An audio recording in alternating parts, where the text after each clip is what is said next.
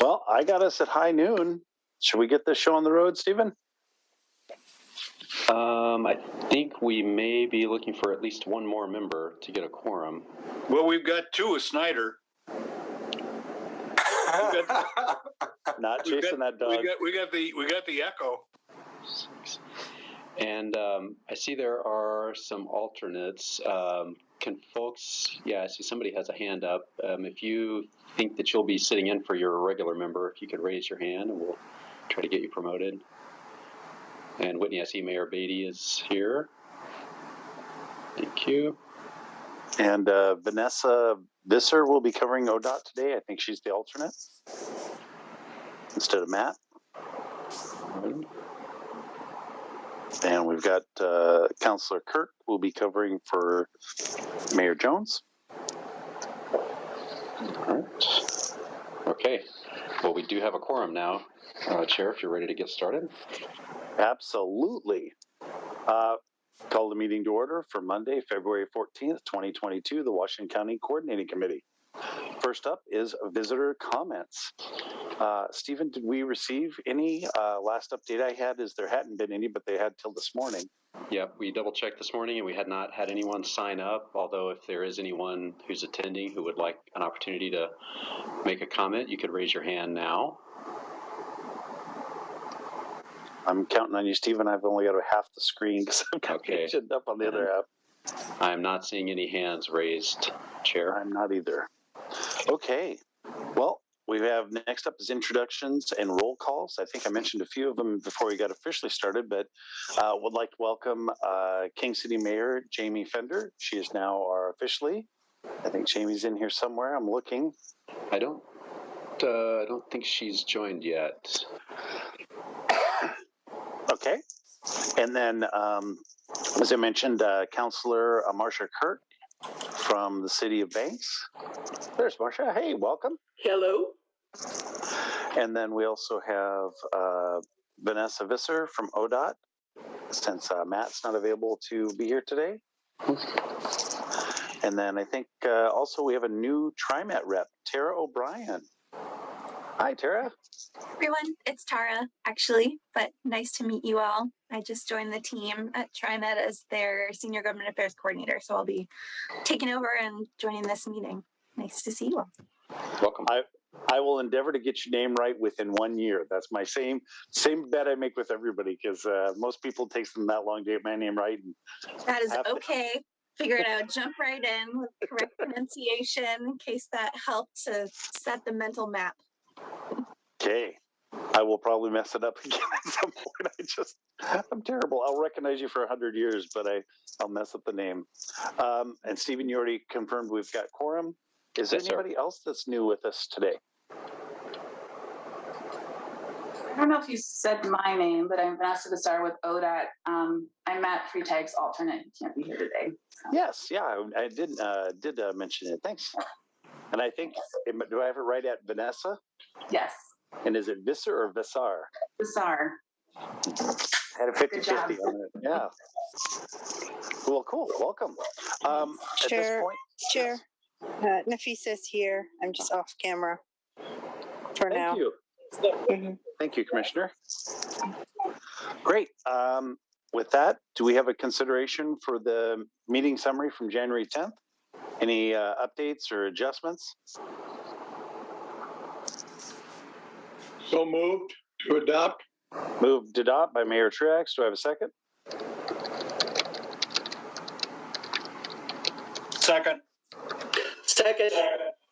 Second. I'm going to give the second to Mayor Shirado. So all those in favor, please say aye. Aye. Aye. Aye. Aye. Aye. Opposed? Abstentions? Sounds like it passed unanimous. Hey, we're a little bit ahead of time. That's good. Mhm. Never hurts. We'll find someplace else to spend the time. Yeah, and Chair, I did want to maybe just a point of order. I think the JPAC packet came out, and there is quite a lot there, and I know Mayor Callaway had some interest specifically in discussing that, and I suspect there may be additional comments. So I would maybe just suggest that we do our best to either stay on time or maybe even slightly ahead of time, and try to give ourselves just a little bit of extra room at the end of the meeting for that. I'm sure that would be appropriate for the JPAC, because there's always a lot in JPAC. Yeah. Well, next up, we've got the RFAA Trail Application and Mstip Opportunity Fund. I think Aaron is going to be presenting to this, and really the purpose of this is to review the RFAA trail grant requests, consider requests for opportunity funds as a local match. Aaron, are you ready, able, willing? I am all of those things. Can we bring up, we have a brief PowerPoint presentation. That'd be great. While that comes up, I'm Erin Wardell. I'm the Principal Transportation Planner for Washington County. So we are here today because we have some Opportunity Fund requests to support Metro Regional Flexible Fund applications. Next slide, please. So as a reminder, the Mstip Opportunity Fund is a discretionary funding program. It was first established as a part of Mstip 3D back in 2012 for $5 million. It was renewed for the Mstip 3E cycle in 2018 with $7.5 million. We are currently underway in doing our allocation for the next cycle of Mstip for 23-28. We have a $7.5 million placeholder amount for the next cycle of Mstip based on board guidance. So our decision here today is to begin allocating that next cycle of funding. Next slide. A little bit more about the guiding principles of Mstip. The fund was established to provide a match for competitive funding opportunities for our jurisdictional and agency partners. We have been able to be really successful in leveraging outside funds of a little bit over $5 for every dollar of Mstip Opportunity Fund that we've provided in the past. Next slide. And we've been really successful in the grants that we've applied for using Mstip Opportunity Funds as match. We've been awarded 55% of the grants that have been applied for. Next slide. The types of grants that have been awarded really benefit our countywide transportation system. This pie chart shows an attempt to classify those projects under what types they are. And so you can see we funded a number of different types of projects that really provide a benefit to our whole community. They improve transportation mobility and they support our equity goals. Next slide. So for today's decision, we are in the new cycle of regional flexible funds allocation. There is up to $67.35 million in this cycle. And this is a combination of the regional flexible funds as well as trails funding through Metro. They're going through the same application. So Metro established limits on a sub-regional basis for the number of applications, and Washington County is able to submit 11 applications in total. Next slide. So we have 6 applications that are seeking Mstip Opportunity Fund requests coming from cities of Washington County as well as THPRD and the county. So this slide shows the list of the requests and how much funding they're requesting as match. Beaverton is asking for funds for a concept plan for an Allen Boulevard Complete Street project. Hillsborough is asking for funds for preliminary engineering and right-of-way acquisition for the Crescent Trail overcrossing at Brookwood Parkway. City of Tigard is asking for project development funds for the Fano Creek Trail. And I want to note that in your packet today, there was a different amount requested, but Tigard did a little bit more work on their application in the interim, and it's actually a little bit less than the amount that went into the packet. Tigard is also looking at doing a study of regional trail gap alignments. THPRD through Washington County as a sponsor is requesting funds for design and engineering of the West Side Trail Bicycle and Ped Bridge. And then Washington County, in partnership with the cities of Cornelius, Forest Grove, and Hillsborough, is looking for funds to do final design and construction of enhanced street crossings associated with the Council Creek Trail. Next slide. There are also 2 other proposals from Washington County, but these are not requesting Mstip Opportunity Funds as match. The Forest Grove and THPRD have other funds available for match. So this is an FYI that there will be these additional two, but you don't need to act on an opportunity fund request for these two today. Next slide. Actually going to skip this one. Let's go to the next one, then we'll come back to that. Just as an FYI, in addition to the regional flexible funds, there will be two other upcoming opportunities that may require Mstip opportunity funds or may result in Mstip opportunity fund requests. We have the Safe Routes to School construction grants coming up through ODOT. Those will be due March 18th for the first part and then July 31st for the final applications, and that's when the match would need to be secured. We'll also have later this year Oregon Community Paths funds, which are federal funds coming through ODOT again, and those will be due later in the fall. It looks like the final applications will be due by January 31st of 2023. So just to keep in mind that we do have these other opportunities coming up later this year. And then if we could go back to the previous slide, action requested today is to take action on the 6 proposals seeking Mstip opportunity funds. And the total commitment would be to a little bit over $2.1 million. Aaron, that 2.1, that is with the update from the $70,000 reduction from the Fano Creek Trail from Tigard? That is a good question. I'm not actually sure if we updated the number on this slide as well. Yeah, because I have in my notes it should be $2,061,668. Okay, yep, so we need to update this number. Okay, so update one, not this one. Okay, good. Folks, do you have questions?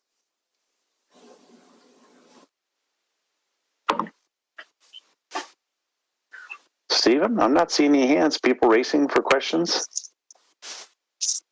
I'm not seeing any hands either, sir. Well, if there's no questions, it's because Aaron answered everything so clearly and concisely. Are we ready to entertain a motion at this point? I move to approve as presented for all of the projects requested. Second, I've got a motion by Mayor Schneider, second by, I think it was Mayor Callaway. Yes. For the clarification point, because our packet doesn't include it, that would be a total. My friendly amendment would be $2,061,668,000 is the clarified amount. Does that concur with Mayor Schneider and Callaway? But that's what I was proposing, that we fund the requested amounts, which had the revised Tigard amount on it. Mayor Callaway, you good with that? Got a thumbs up. Any other discussion? Seeing none, all those in favor, please say aye. Aye. Aye. Aye. Opposed? Any abstentions? Seeing none, that passes unanimously. Thank you very much. Well, that takes us into number 5, Infrastructure Investment and Job Act funding scenarios. This is an opportunity to share our federal funding allocation scenarios, Oregon Transportation Commission comment opportunities. And I think our presenter is Travis Brewer? We don't have Travis online yet. I don't know, Vanessa, if you know. Too darn quick for him. Yeah, we might be just a bit ahead of schedule too. So I do think we may have the team who can talk through the Mstip evaluation metrics presentation, and then we could come back to the Infrastructure Funding Act. Sure. No one has an objection? We'll jump to item number 6, MSTIP 2328, Evaluation Metrics Development. Review and provide input on the draft MSTIP 2328 evaluation metrics. And that's Chris Defenbach and Aaron Wardell, our usual awesome presenters. And I'm going to just let Aaron take this over. Thank you. I continue to be Aaron Wardell, Principal Planner for Washington County. And I do actually have another presenter with me, John L. Bell, who is our consultant support on our engagement for Mstip 2328 allocation. And John L. will be covering a couple of the slides today. So next slide, please. So the purpose of the overview today is to review the Mstip desired outcomes, talk about the community engagement that we have underway right now, provide you with an update on the technical work group feedback from their January meeting, and then talk about our process of developing the draft evaluation measures. Next slide. So we've talked about this before. We have a couple of new things in our process for how we're handling the 23-28 allocation. The first is that we've convened a technical work group to help us expand our areas of expertise by including partners, including public health and clean water services. This should also say that we are expanding our knowledge of equity by working with the county's Office of Equity, Inclusion, and Community Engagement, and our consultant support through Espousal, which is John L's team. We're doing this first phase of community engagement to inform the selection of evaluation metrics based on what we're hearing is most important to our community, and through the targeted engagement we're doing with communities who have not been historically involved in transportation decision making. Next slide. So as a review, the Board of County Commissioners adopted the Mstip work program back in September of last year. And as a part of that, they directed that candidate projects should meet these desired outcomes: equity, safety, economic vitality, livability, and natural environment. So the work around this first phase of engagement is to help us define how we can measure projects to see how they're meeting those outcomes. Next slide. So we provided at your last meeting an overview of the technical work group's first meeting, where they helped us to brainstorm a broad universe of different ways we can evaluate transportation projects. And it was really helpful to have other areas of expertise represented in that room and help us come up with a really big brainstorm list that we could think about choosing from as we go through the next phase of engagement. So we met again on January 13th. And at that time, we reviewed the brainstorm list, talked about anything that may be missing, and then got some additional feedback from that bigger group. So some of the feedback we received is summarized here on this slide. There was interest in including option for narrative explanation in cases where the quantitative analysis may not work, and we might need an opportunity for a little bit more of a qualitative metric or a little bit more flexibility in how we do those metrics. And so we've thought through that quite a bit, and at your next meeting, you'll see how we've put that together in the project proposal packet, and then how we'll be thinking about doing the evaluation metrics. So we also heard feedback to reduce the total number of metrics and measures overall, because again, our brainstorming was really big. We came up with a lot of different potential metrics, and some of them duplicated each other. So we've thought through how we can choose the ones that are best suited for the type of work we're doing. And then we had a really good discussion about suggestions for additional data sources beyond, again, what we would typically use for transportation projects, and ways that we can go about getting some of that additional data. So really good conversation, and we've appreciated having the opportunity to have those meetings. Next slide. With this, I'm going to turn it over to John L. to talk about the community engagement we've been doing. Great. Thank you, Erin, and good afternoon, everyone. For the record, my name is John L. Bell, and I am with Espousal Strategies. And we've been hired by Washington County and Erin's team to really help with community engagement. And so just kind of an overview of what we've been up to in terms of community engagement. We've kicked off the online open house, which was active through February 11th. We've had listening sessions on January 25th and 26th. And we've been in the midst of focus groups, in particular with our community-based organizations, culturally specific community-based organizations. We're also undergoing a number of stakeholder interviews, and that will continue to move forward by request. What we've heard so far is that safety is a community priority, specifically including sidewalks and lighting. Community raised concerns with high growth areas causing more traffic and delay. And the community has named specific roadways, all of which have previously been identified as having needs. And just a couple of statistics in terms of the results of some of our outreach so far. We've had 254 responses to the online survey, and about 41 participants so far in the listening sessions. Next slide, please. In terms of looking at potential draft evaluation matrix, is to reduce barriers and disparity faced by historically excluded communities. This has come up as well in our conversations with community. matrix that improves equitable access to centers, jobs, schools, and essential community places and services, particularly for historically excluded communities. Increases equitable opportunities for walking and bicycling, increases equitable access to transit, increases equitable and safe travel reliability for all travelers, and reduces impacts to natural environment or improves climate resiliency. Next slide. And Aaron, I'll turn it back over to you. Thank you. So as John L. said, this work is still going on. And so we have some additional focus groups coming up. There's one on Wednesday of this week, and then we're waiting for a third to be scheduled later this month. That will give us time in advance of the next WCCC TAC meeting and then your next meeting on March 14th to merge the community, what we're hearing from the community with our recommendations for the evaluation metrics. So we'll be coming back with recommendations for you to consider and then give a recommendation to the Board of Commissioners. And then we will take that back to the Board of Commissioners at their April 5th meeting. The selected evaluation metrics will be reflected in the project submittal form. So we are going to be putting together a project submittal packet so that the jurisdictions, when they're submitting their projects, know what those projects are supposed to be responding to.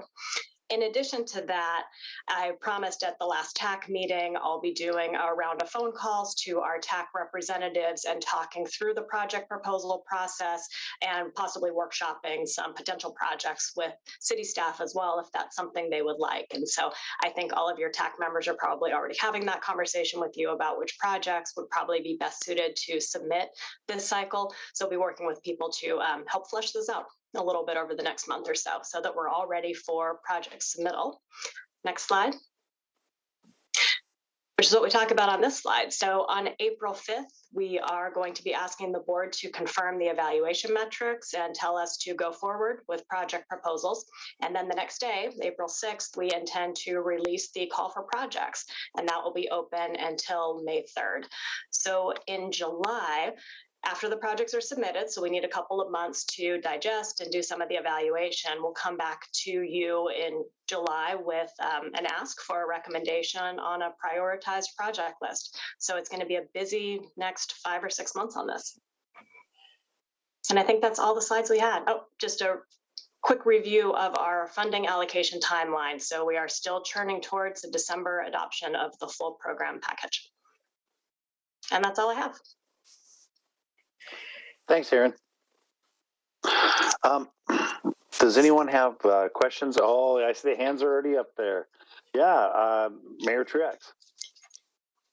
I think Mayor Mays was crowding in line in front of me, so. Hey, I just call it the way the software delivers. If you want to secede your seat, Mr. Mayor Mays. Thank you both.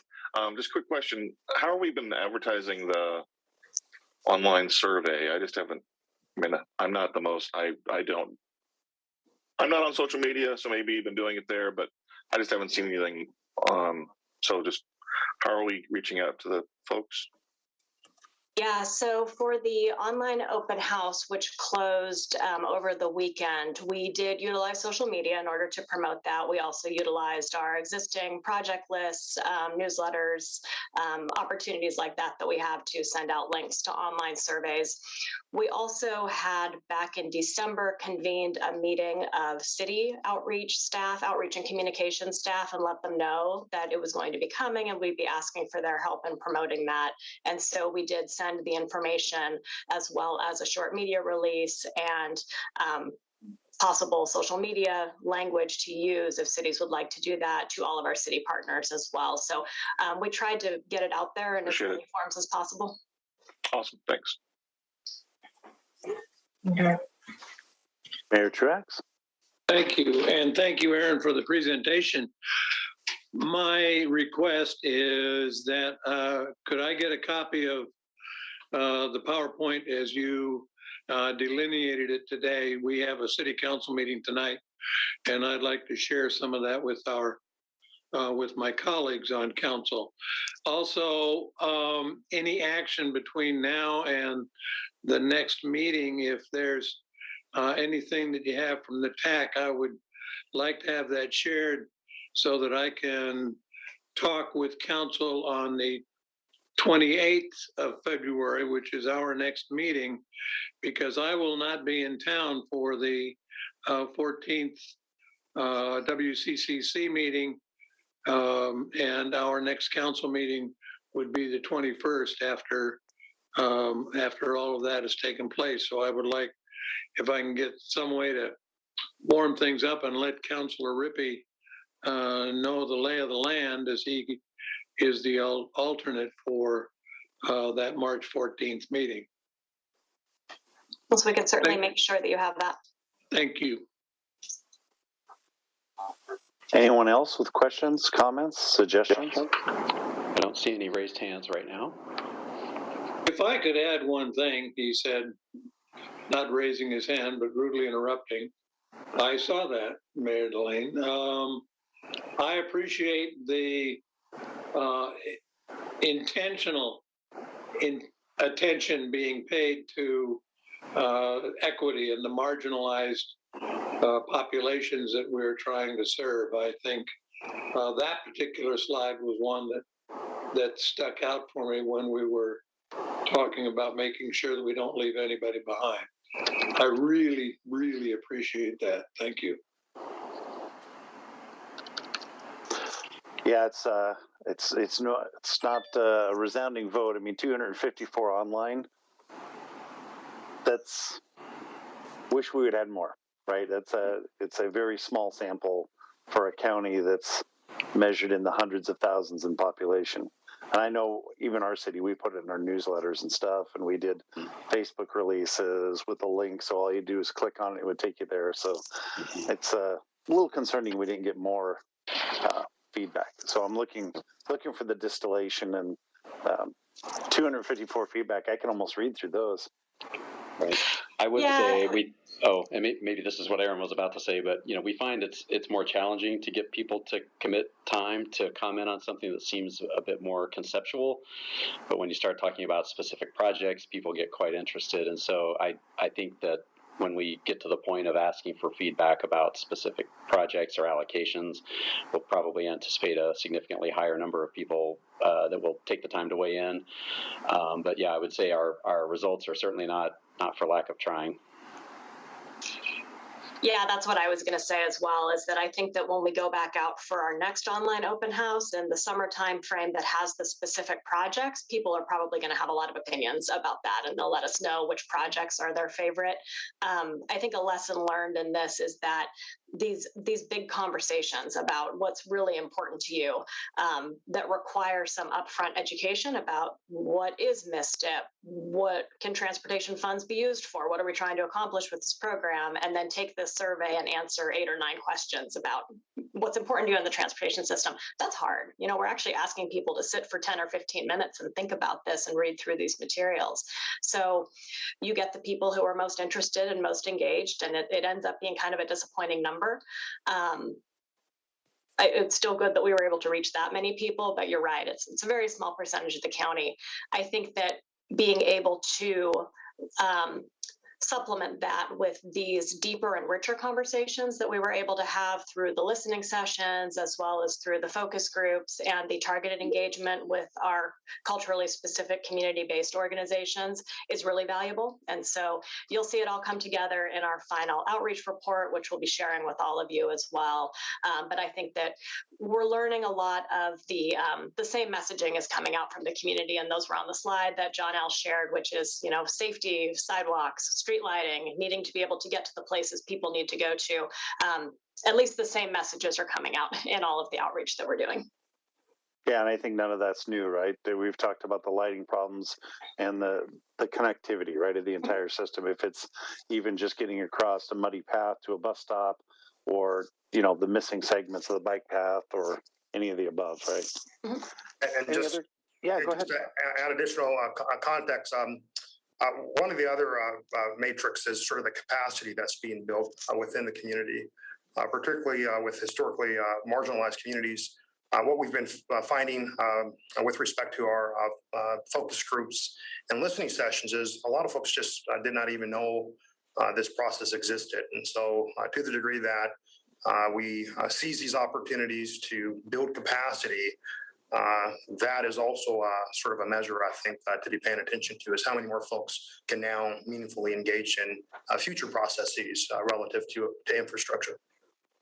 No, I think that's a good one, Jonelle, that the folks that didn't even know the opportunity existed to provide feedback on these things in the past is one of those barriers we're trying to break down. Yeah, and I think the other thing that we've been talking about, and Jonelle can add more to this because he's the expert in this, is that this is a really hard time to do engagement of any sort with the community because people are really overloaded and COVID is dominating the news and most people's concerns these days. So during the Omicron surge in particular, we're going out and asking people to participate in this online open house. It's, our timing just isn't really ideal for the community. And we've heard that from Jonelle's team and from our partners at Centro who are helping us do this outreach as well, that if people have some really urgent, immediate emergency needs right now that they're concerned about, and it makes it hard to have these conversations. Totally understand. Well, if there's no other questions or comments, Stephen, did we get the folks we needed to do the Infrastructure Investment and Jobs Act funding discussion? Yes, Mr. Brewer is online with us now. Great. I am indeed. Well, thank you very much for inviting me to join you here today. My apologies, I was a little bit late earlier. My previous meeting went over, but luckily I had enough time to scarf down a snack and half a cup of coffee. So I may not be quite as hangry as I was or caffeine deprived. I am going to walk you through the work that ODOT and the Oregon Transportation Commission are doing right now on the Infrastructure Investment and Jobs Act, and then take any comments and feedback and questions you might have about this work that we're doing. So for the record too, my name is Travis Brower. I'm ODOT's Assistant Director for Revenue, Finance, and Compliance, and I am leading our internal working group in ODOT that is bringing forward this proposal for the Oregon Transportation Commission's consideration. So I'm going to do the whirlwind tour of what we have proposed. For many of you, this will be the second or third time you may have heard me, so my apologies. But we want to make sure that we're getting this information out to folks and being able to take your comments and feedback so that we can ensure that the OTC is listening to voices all across the state from various communities. Next slide, please. So overall, the IIJA will provide about $1.2 billion over the next 6 years for Oregon. Of that, you can see about a quarter of that funding is in that green quadrant in the lower portion. That's really the sustainable transportation funding, a transit and active transportation, carbon reduction program, and electric vehicle charging. About a quarter of it is for the programs that help us preserve and maintain the transportation system. And then about a third of the money is very flexible. This is flexible highway program funding that the Oregon Transportation Commission has significant discretion on how to use that money effectively across the various parts of the system.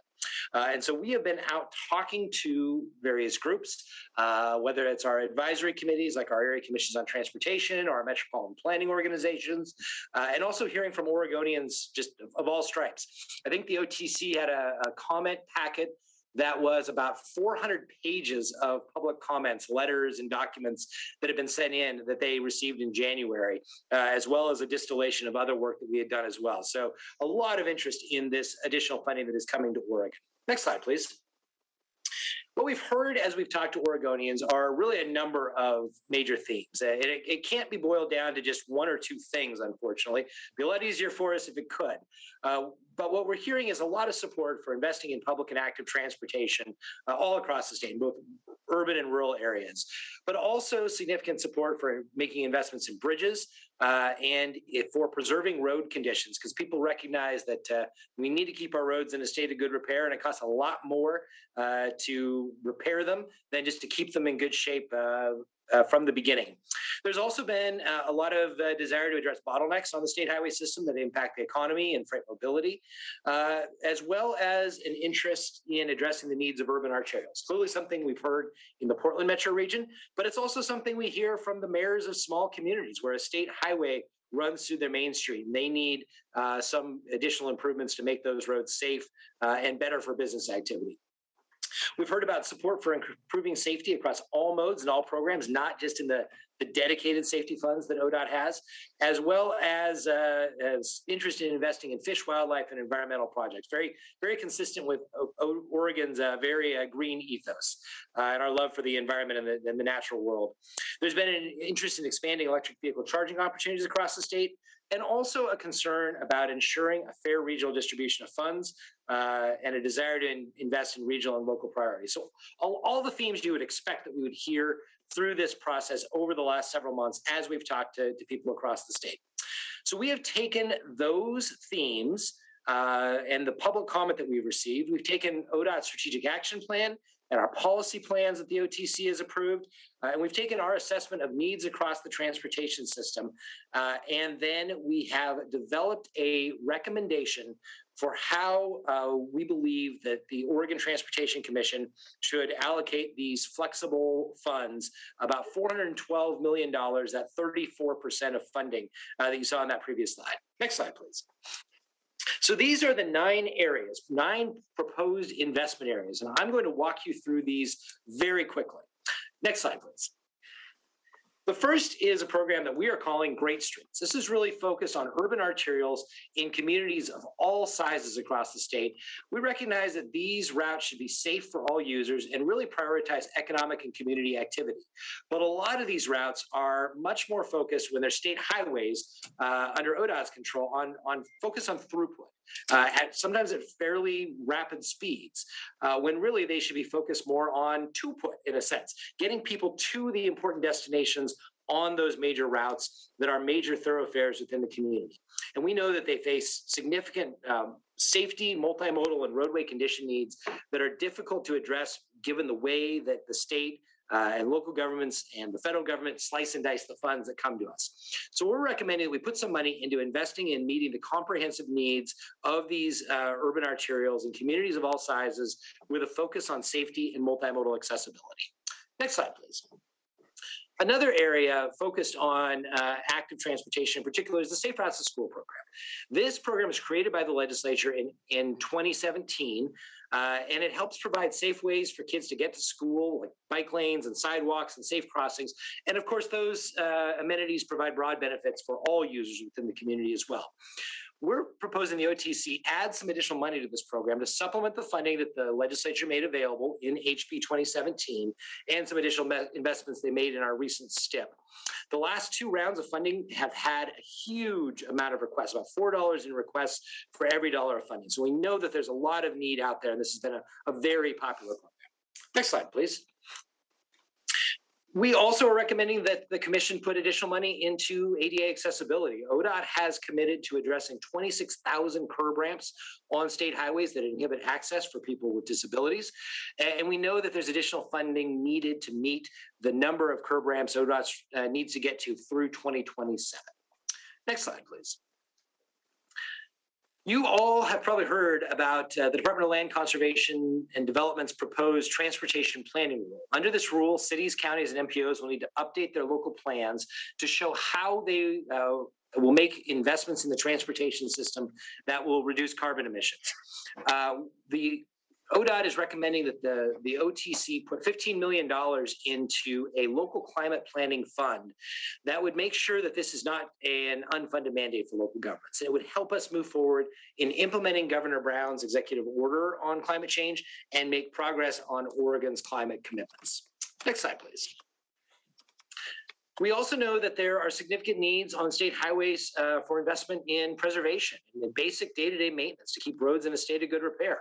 What we see is that the IIJA puts a lot of money into bridges, about $250 million that will go directly into bridges, but there's no money directly for paving to keep pavement from deteriorating and causing really rough roads. We know that Oregon's state highways are deteriorating at a rate of about 1% per year, falling to poor condition. And that means that every year we're going to see about 80 miles of state highways go to poor condition. So we're recommending the OTC put some additional money in and try to keep our roads in a state of good repair rather than letting them deteriorate. Next slide. We also have seen a lot of interest in investments in Enhanced Highway, which is our program that addresses bottlenecks on the state highway system by adding lanes or fixing interchanges or otherwise adding a little bit of capacity or improved operations to the highway system. There's been extremely limited discretionary funding for this. A lot of money came from HB 2017, but in the last STIP, there was only $65 million that the commission made available. So in this area, priorities would include finishing off some of our partially funded projects, particularly HB 2017 earmarked projects by the legislature, as well as adding to the amount of funding that we made available in this last STIP. So we can go a little bit further down the list that we're developing right now of priority projects. We also might make some investment in low-cost operational solutions, as well as developing projects for discretionary grants and future opportunities, whether that's a USDOT grant that was created under IIJA, or even getting ready to put a project forward in the next legislative funding package. Next slide, please. We also know that ODOT has a pretty substantial shortfall in our operations and maintenance funding, which primarily goes to our maintenance forces that are out on the ground every day, out there on the road, picking up dead deer, plowing snow, patching potholes, doing all those things that are necessary to keep the road open to traffic and safe. We have about a $500 million shortfall in this area for the agency through 2029. And unfortunately, the IIJ will increase this deficit because we're going to have to take more of those funds that go to O&M and put them into matching the federal funds, as well as into staffing to help deliver some of these projects. So what we're hoping is that if the OTC sets aside a little bit of money for this area through federalizing some programs like our incident responders that are currently paid for out of our O&M funding, it could at least reduce the impact and we won't go further into a major shortfall. Next slide, please. As you can imagine, we're going to need a bigger workforce to deliver all these projects, as well as more contractors that can bid on these projects. Because there's a significant increase in the amount of transportation funding that will be flowing to ODOT and local governments and really all across the country. So we're looking for some additional funding to broaden the pool of contractors and subcontractors, expand that workforce, and really diversify the workforce and contractors as well. So we would propose that some additional funding going into supporting programs for BIPOC and women-owned businesses that will help them build their capacity to more effectively compete for these projects, as well as into developing a skilled and diverse workforce. Our current workforce programs are done in partnership with BOLI that get people into apprenticeships and pre-apprenticeships in highway construction, and really focus on many of the populations that have traditionally found significant barriers to working in construction, whether that's women, people of color, or people from low-income communities as well. Next slide.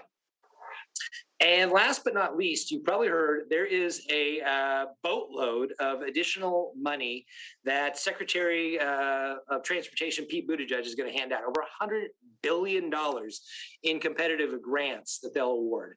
Unfortunately, right now, we have fairly limited funding available to provide the matching funds to actually go and try to bring those dollars back to Oregon. So we're recommending the OTC through some fancy fund swapping activities, free up some state funding by federalizing activities to make a pot of state matching funds available so that ODOT can go for grants, whether that's under the infra program or wildlife crossings or any of those opportunities to bring home federal dollars. Every dollar that we put on the table could bring back as much as $4. So a $40 million investment could leverage an extra $160 million in federal funds. And we think that's a pretty good deal that's hard to pass up. Next slide, please. So rather than giving the OTC a proposed allocation of all the funds that laid out exactly, X dollars to this program, Y dollars to that program, we're giving them some different options. These are based on the conversations we've had with communities across the state and some direction from the OTC. And it will allow the OTC then to take public comment on these funding options and then ultimately select a final funding allocation. That final allocation may be one of these options, or it may look a little bit different. They may do a hybrid. They combine the best features of a couple different options or come up with their own entirely. So these are really for, in a lot of ways, public comment and illustrative purposes to allow the OTC to hear from the public and then take that feedback into account and develop the final allocation of funding. Next slide, please. So what we did across all of these is we set aside about $200 million for 5 programs: ADA, Business and Workforce Development, Match for Federal Grants, O&M, and Climate Planning. And then the remainder of funds is distributed differently in each of these 4 different options. So in the Fix-It scenario, for example, half of those remaining funds, which is a little bit over $100 million, goes into Fix-It programs, with a quarter then going into public and active transportation and a quarter going into enhanced highway.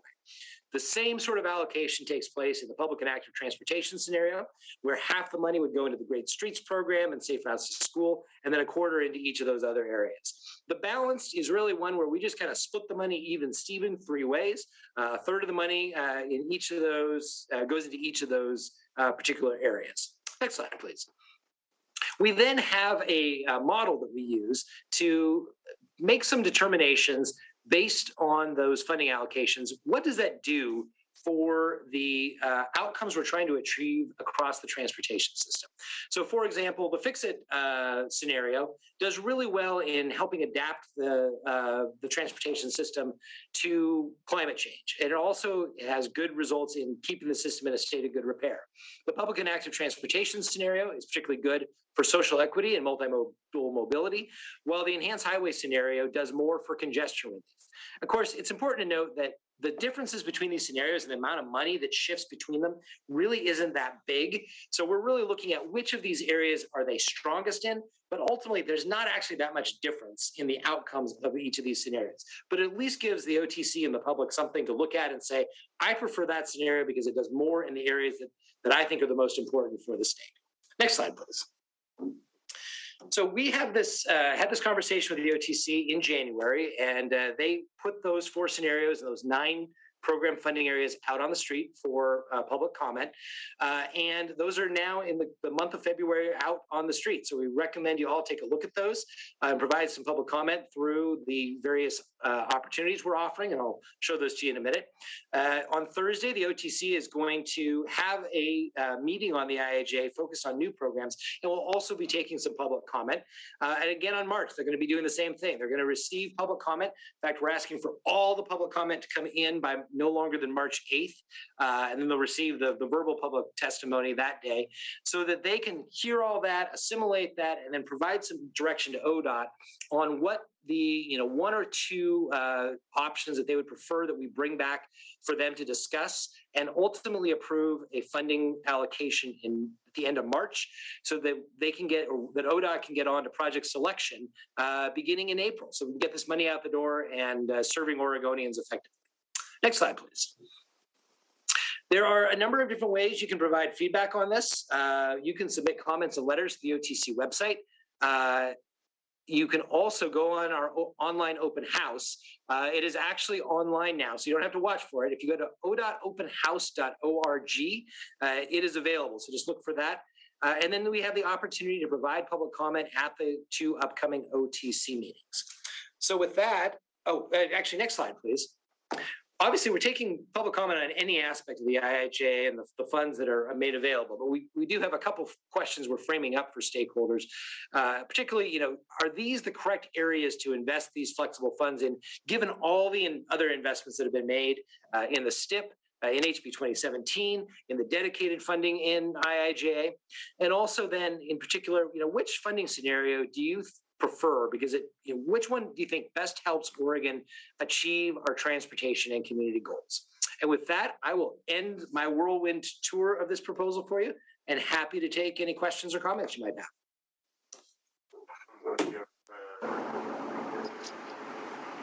I see Mayor Truax has his hand up. Thank you, I have to Travis. recognize him. I recognize me. Travis, Okay, thank you very much for the report. I was wondering if, again, you weren't in the room when I made myself a pain in the neck by asking for the PowerPoint so that I can share some of this with City Council tonight. So if there's an opportunity for that, this is obviously something we've had conversations about our intersection Highway 47 and Maple Street. You know full well about that. So this is an opportunity to say that that's part of the wider picture. And so I appreciate that. Thank you very much. Thanks, Mayor Truax. And I believe that the PowerPoint is one of the attachments to the agenda that I got from Chris. Yeah, the PowerPoints are on the WCCC agenda page. But I think we can also have Whitney provide you with the copies in an email if that's easier. That way you've got them right with you. And I would want to maybe just add a little comment in response to Mayor Truax's comment. It's a really good point as we're thinking about the Maple Fern Hill intersection is a good example where even just basic maintenance is also a safety element too. So if you've got roads where the striping's faded out or vegetation's overgrown or the signs are faded, there's a variety of things that can happen where maintenance itself can become a security or safety issue rather. And so I think that's an important point in terms of thinking about how to balance out sort of the ongoing O&M costs versus the new and improved project costs. Well, I'd be remiss not. I think every community could come to you, Travis, and go, oh, but what about this, right? I mean, there's a crossing we've been talking to you guys about in downtown Cornelius because it's so far between lights that we're trying to put a crossing in there. That's one of those where you push the button and actually gets traffic's attention. I think we've talked to you about the lights in between Cornelius and Hillsborough or their lack of, where we've had, I didn't realize I was looking at a report. I think they were listing 98 accidents or deaths in that corridor alone, just in a little spot between Mayor Callaway's town and mine out there in the unincorporated part of Washington County. So it's obviously a hot spot out there. I think every community throughout has them. And I think we'd even be remiss not to mention, based on the feedback we did get, hundreds of comments, any of that money that could be helped in the 205 project, right? There's a House Bill 2017 project that we've already said is of statewide significance. It made it through the programs, and maybe instead of moving as further down the list, maybe contributing more money to that structural project. All those safe. What do we got? I think 9 bridge places that have to be replaced on the 205. Maybe we could get a little further down the list on those. So I think those are all opportunities, right? It's a opportunity-rich environment. Now we got to see what people say. Yeah, and I should note too that I didn't talk about it today because I was focused on the flexible funding, but there is about $45 million in additional dedicated safety funding that will be coming through ODOT through our All Roads Transportation Safety Program, which has been, again, like the Safe Routes to School, a very popular program because it takes that data-driven approach to finding ways to reduce fatalities and serious injuries on both state highways and local roads for all users, whether they're walking or biking or driving a car or even in a truck. And so look for that opportunity. I think that they're not going to put out another call for projects, but we hopefully will be able to go further down that list. And there also should be some additional funding opportunities within the metro region as the metro regional government will get an additional allocation of federal flexible funds to allocate for projects as well. Any other questions or comments for Travis? Thanks, Travis. Good presentation. You're very welcome. Happy to be here. Okay. And we've already touched on MSTIP. That takes us, it's like I was playing straight man to my own introduction there. I-205 toll project, RTP amendment discussion. So we've got a fair amount of time allotted for this one. So let's see, respond to the Washington County questions, provide additional information on the 205 project for RTP amendment. And I think we have Garrett Pryor. Is Garrett here? And we also have Della Mosier from the Urban Mobility Office tolling program. Oh, wow. Great. Because Garrett's our senior policy manager. And and Della Mosier, you did say deputy director from Oregon Toll Program. Great. Well, I think they've got the floor. All right. Can you all hear me okay? This is Della. You sound great. Okay, good deal. And I'm sorry, I've been plagued Yeah, working here shortly, but I want to go ahead not slow down the plan today in your schedule. So, and I believe Garrett is here with us as well. Just want to do a mic check on Garrett. Here, Della. Great. Howdy. Okay, good deal. Well, thanks again for having us here for this afternoon for a conversation about the I-205 toll project. My name is Della Mosier, and I am the Deputy Director of ODOT's Urban Mobility Office. And of course, joining me today is Garrett Pryor, our Toll Policy Manager. So before we get going on this presentation, just want to take a quick moment to pause and comment on our strategy here, our new branding for our strategy. So hopefully many of you have seen folks from the Urban Mobility Office come and present on the Comprehensive Congestion Management and Mobility Plan, or the CCMMP, which is quite a mouthful, and also created some confusion with some of our local partners, for example, by using the term plan in CCMMP means different things to different folks. So in response, we updated that long acronym to more clearly reflect our work, as well as to be responsive to what we have heard. And so today we're happy to share a new brand, the Urban Mobility Strategy, or the UMS, to describe ODOT's comprehensive approach to managing congestion in the Portland metro area. Next slide, please. Great. So I think there's just back one, there's a picture there. Thank you. So this photo really depicts what the lack of investment over the past decades has created for all of us. We're sitting in hours of congestion, we're dealing with safety issues due to crashes, and we're living with a general inability to get to the places we need to get to in a reliable way. Next slide, please. So in response, ODOT, under the direction from the Oregon Transportation Commission, developed the Urban Mobility Strategy for the Portland area.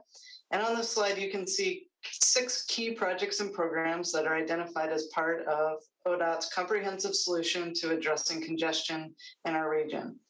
It also provides for some of the biggest investment opportunities in our area that we have had in decades. So don't mean to steal Travis's thunder. He's got a pretty big program that he's excited in talking about, and we're just as excited about the opportunities in the urban mobility strategy. So next slide, please. So getting into kind of the funding, in 2017, which is nearly 5 years ago now, the legislature passed House Bill 2017 and provided funds for construction for 3 projects in the Portland area. Those 3 projects are shown here in orange and include OR 217, I-5 Rose Quarter, and the Outer Powell project.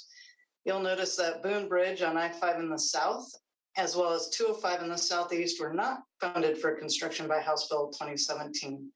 Additionally, the budget notes for that piece of legislation noted that the I-205 improvements project would be paid for with toll revenue. And then in the 21 session, House Bill 3055 provided funding flexibility to use some short-term funds to be able to move the I-205 construction project forward. And that funding flexibility, as Travis might say, is kind of a bridge loan, pun intended on his part, that would allow us to start construction now while we develop the toll revenue stream that is required to pay back those short-term funds, as well as to complete the I-205 program. The remaining projects and programs on this map are meant to not just push bottlenecks around, but to manage congestion comprehensively while meeting our climate goals and incorporating equity along the way.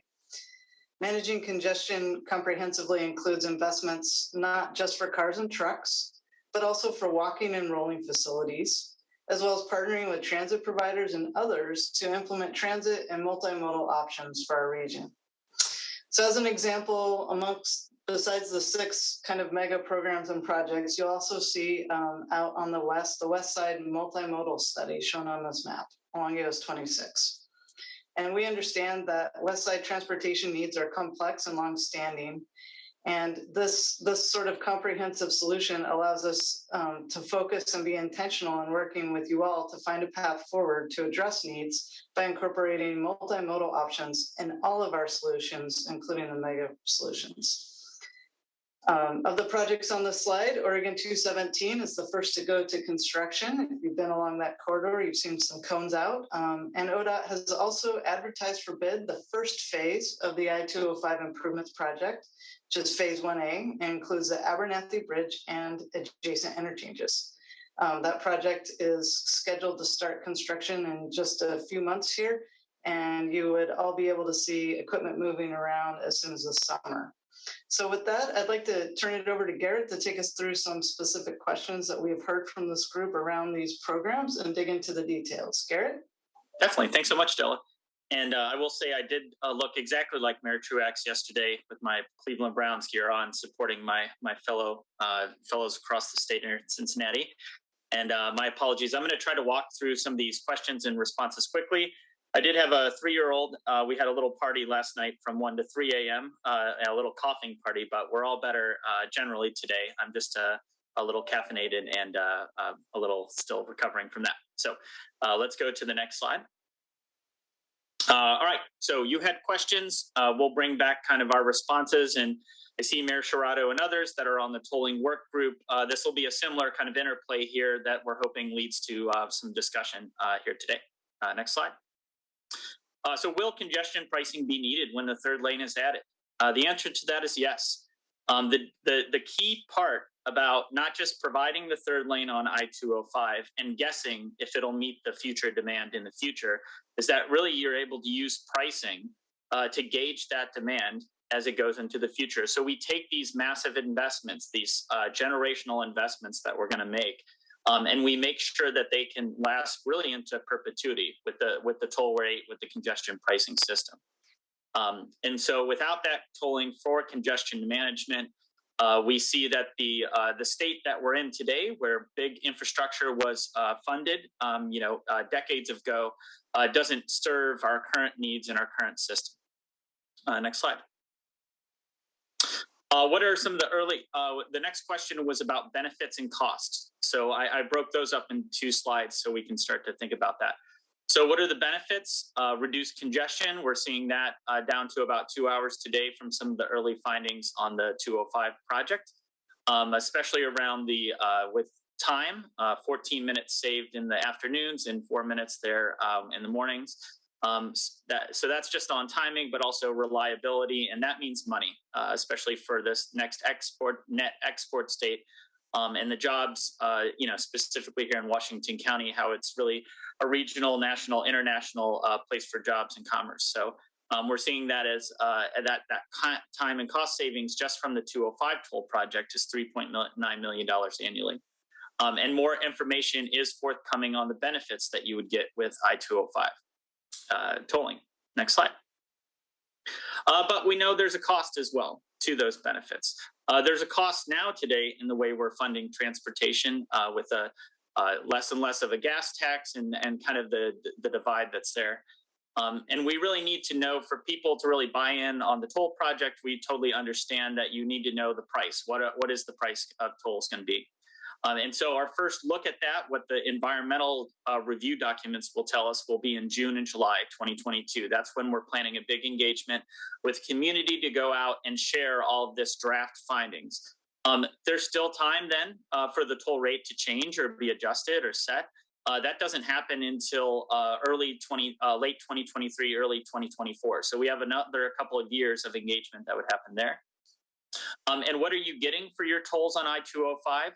Specifically, you're getting that financing for the I-205 improvements, for mitigation that comes forward in the project, and the operations of the tolling system. And to underscore what Della said earlier, even phase 1A, the first $375 million for the seismic retrofitting of the Abernathy Bridge, has tolling in the long-range finance of that. So you need tolling to even move that first phase of the project forward. Next slide. So how will this program address people experiencing low incomes? Coming soon. We'll have information on it, again, in that June-July timeframe, the really full analysis of that.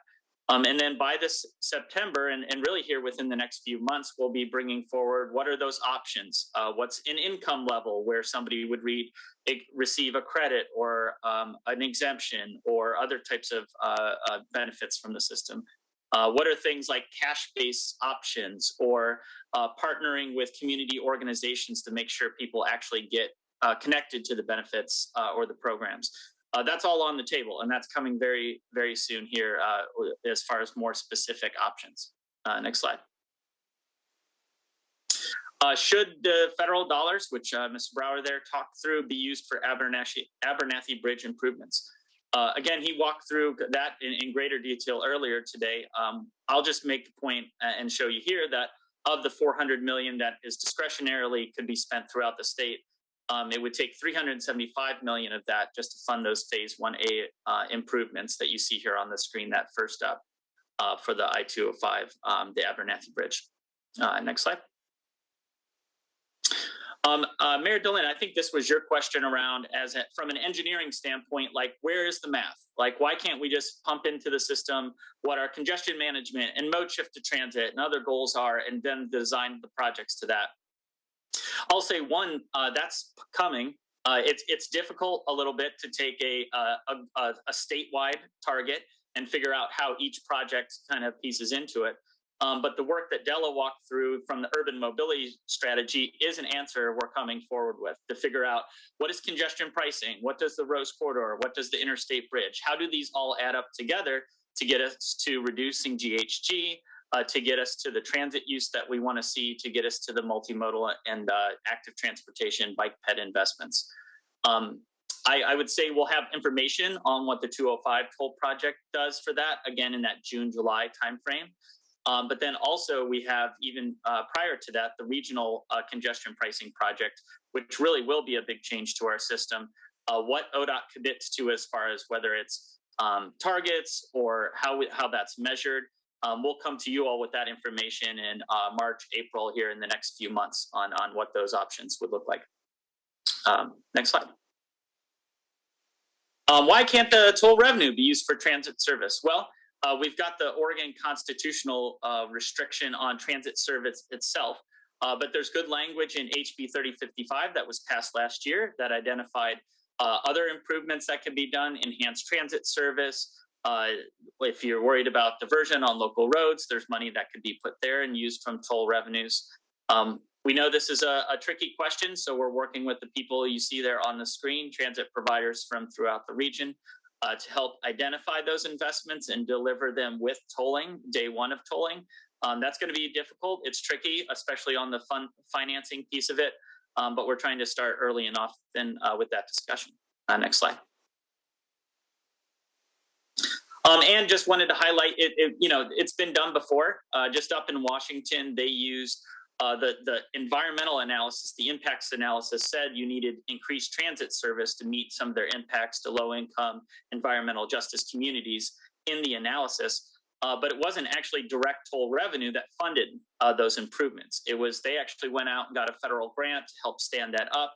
And then by the time tolling was in place, you were able to get kind of funding agreements or move money around within the state to make that transit sustainable. And those types of conversations we're having with TriMet and others to figure out how on the back end can we move money around to make that possible. Next slide. So back to then the votes that are coming up, which JPAC this Thursday morning, I do not believe there will be a vote. I've heard that it'll be kind of discussion on it and then kind of delay or movement to voting in, this is February, then in March. But we wanted to come here and Mayor Sharada, do you want, I have like 2 more slides. Do you want me to do those and then come to your question, or Mayor Dillon? Oh, you're on mute. I'm sorry, please do the slides. Okay, cool. So let's walk through that next slide then. So just to recap, and if you bring us up to speed here, so the Metro staff has recommended approval because the amendment that we're bringing forward is consistent from a policy basis. And I think that's where we've been spinning the last few months, is that ODOT, we've been bringing this amendment, it meets the policy basis of it. But what we're finding now really are kind of outside of specific public policies, but where clarity is needed and people want to see ODOT come to the table with more as far as commitments or agreements that help address some of the issues that folks seeing our approach and the way we're working through these questions and answers. So next slide. So I wanted to get to this. This is kind of our key thing. We sent out in the JPAC packet a list of ODOT commitments that go above and beyond what would be in the amendment itself. And they really try to address these issues that you see here on the screen, better connecting the regional project with the I-205. Because of that funding timeframe and us having to get the I-205 improvements constructed, we're not at the place now where we're able to completely dissolve the timeline on when 205 tolling would come on before the regional work. There's still a year gap there, but we'd like to work to see what are other things we can do to better integrate those projects. How can we better center equity and climate? Kind of back again to Mayor Delin's question of how does all this work together to meet our goals? I know work is needed there. We would love to hear some feedback on that. How do we support transit and multimodal transportation? As you saw, your questions that you had at the last WCCC are questions we're hearing from others. Again, we'd love to be able to point to more specific investments. Some of that has to come with timing, but we're working on that. How do we address diversion, short and long term? The key piece on this, we're figuring out how can we set up, like once tolls are in place, what's the monitoring system, and how does ODOT work with locals to address diversion that we didn't expect in the planning phase. And that's something we would love to work through and help answer. And then for folks who don't feel like that there's enough regional or local voices in the decision-making process, we just sent this to JPAC and we're working on it. But we'd like to think about the toll work group and how that has been set up with the R1 Act, and could they have a greater role in some of the policy decisions and making recommendations on this moving forward. So again, these are the issues we'd be working on. If you see issues that aren't on here, we'd love to hear about it. And then if you have any thoughts on how we should accomplish this, that would be very helpful. So last slide. Okay, we can go by that. That was, I kind of verbally talked through that on the engagement, but that's in your packet. That kind of lays out some of the milestones and when JPAC, Metro Council, R1 Act would weigh in on the decisions. But yeah, I think one more slide then, those are next steps. So that's our main discussion question for today would be, what are those commitments or clarity that be needed for you to support moving forward with the I-205 toll project, RTP and Mstip amendment? Thank you. Thanks, Garrett. That was a lot of stuff and you covered it very quickly. Thank you very much. So you guys heard about potential policy and project commitments to address concerns. Mayor Sherrato, you obviously have a question or comment. Yes, I do. Garrett, I'm sure you're probably aware that Senator Kenner from Canby has proposed a Senate Joint Resolution number 204 that would, on my reading, seem to directly impact tolling, particularly as it applies across the state.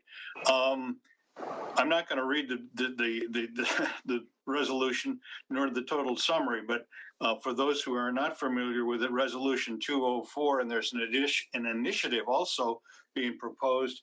Essentially what that would do is require a change in the state constitution that would allow for voters within a 15-mile radius of proposed tolling to have to be able to vote on whether or not that tolling is put into effect. So given this is still, as far as I understand, a live motion in the short session, have you anticipated what would happen to your program if Joint Resolution 204 is passed?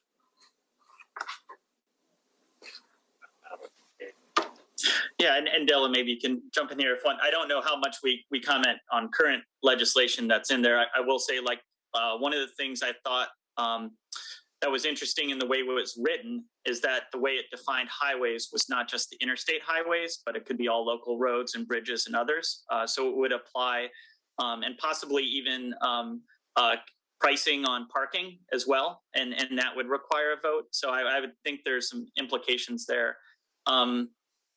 I would just say, I think from the national research, we see that we know when tolling first starts in a place, it's tough politically. Especially we see it's kind of how I've heard it explained as an inverse bell curve, where public opinion sometimes will get even more critical the closer you get to tolling actually starting. And it really doesn't rebound until tolling is in place and people can see the investments that come with tolling to where that starts to rebound. So that's just a few thoughts I could share on that. Okay, I appreciate it. Just for your information and FYI type of thing, and there are several mayors who are participating in this conversation today. Mayor Snyder's, Mayor Beatty, Mayor Callaway, who are, along with myself, members of the Metropolitan Mayors Consortium Executive Board, who will be getting a recommendation from a subcommittee of the MMC to voice our opposition to the Joint Resolution 204.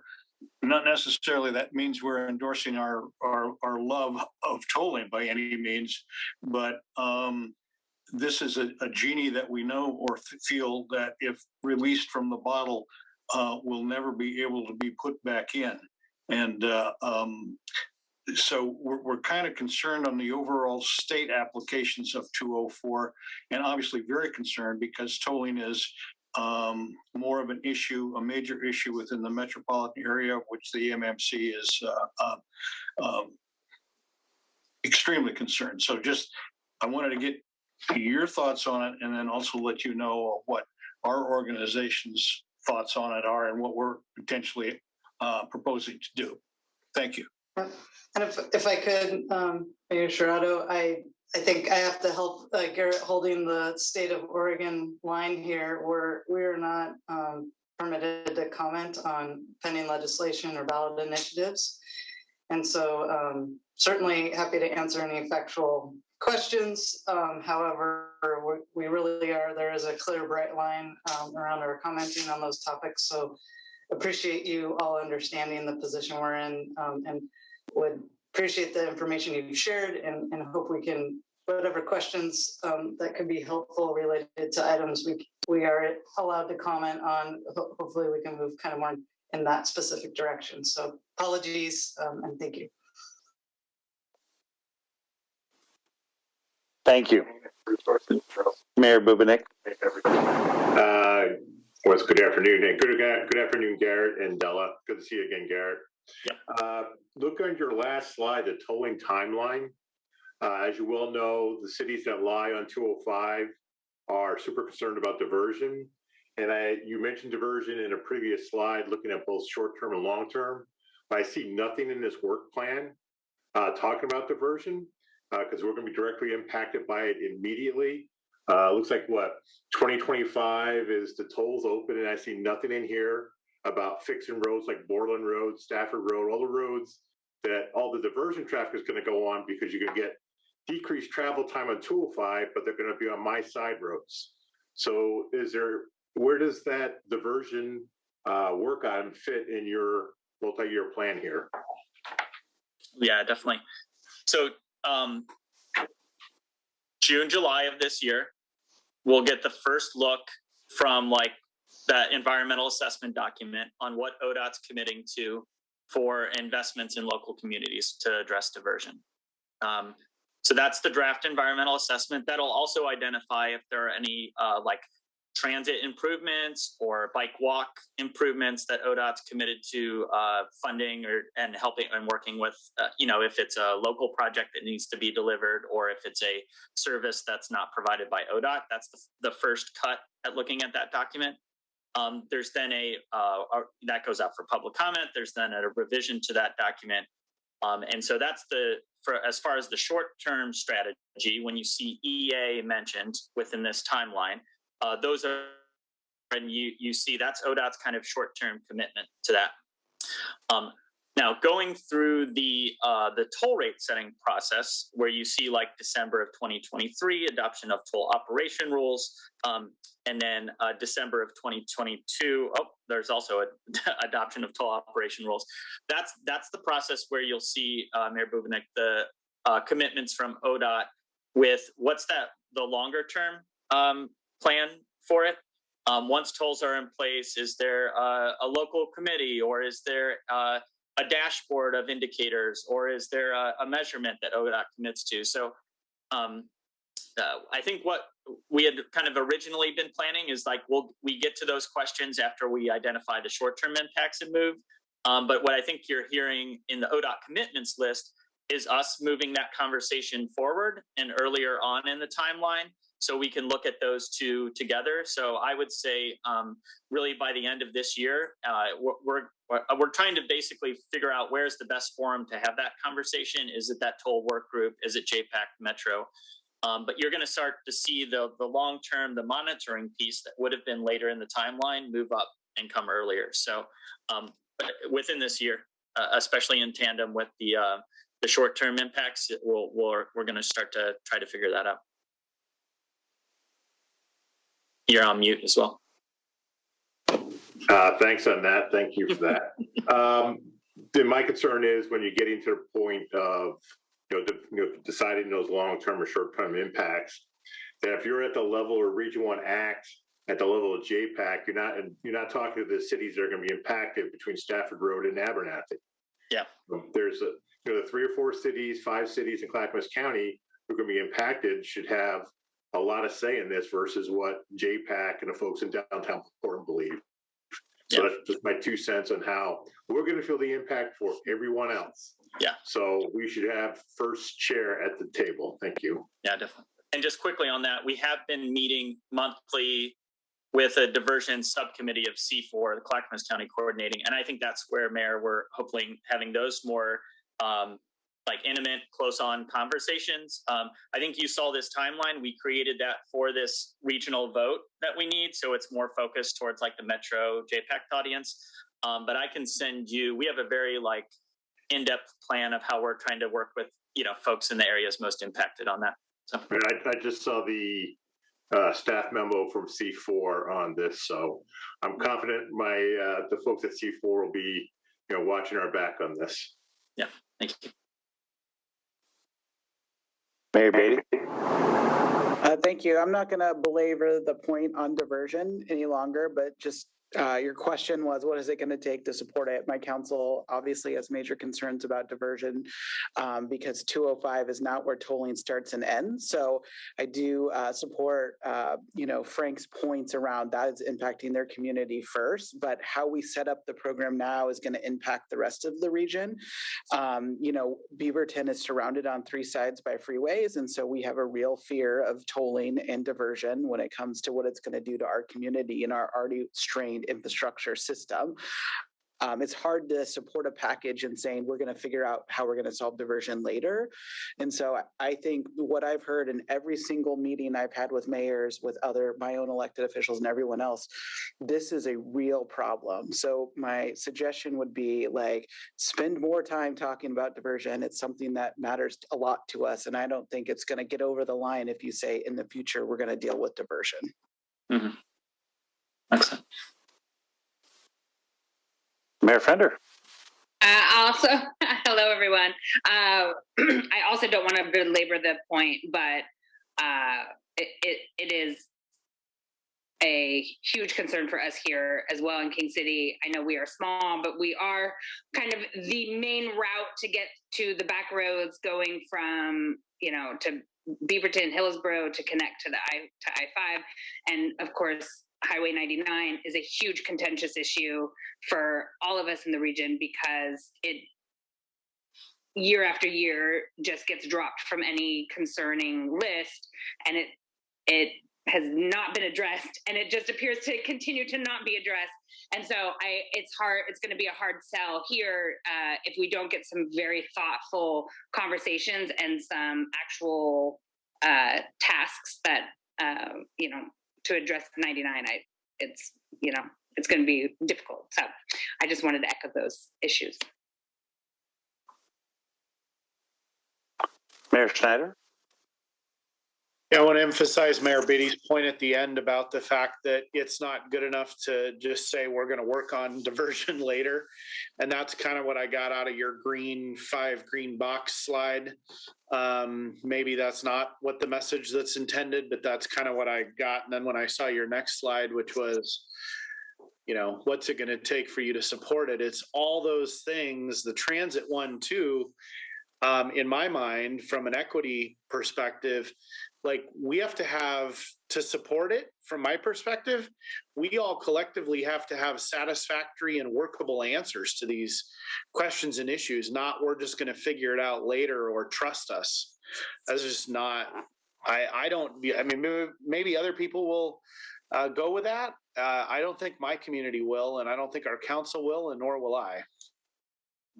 I'd like to jump in here if that's all right. Just a little bit on process, and we're hearing you and understanding. In the Urban Mobility Office, we're working to deliver projects differently. So maybe in the old days, ODOT would have gone and done a bunch of work and then come and presented that work to you.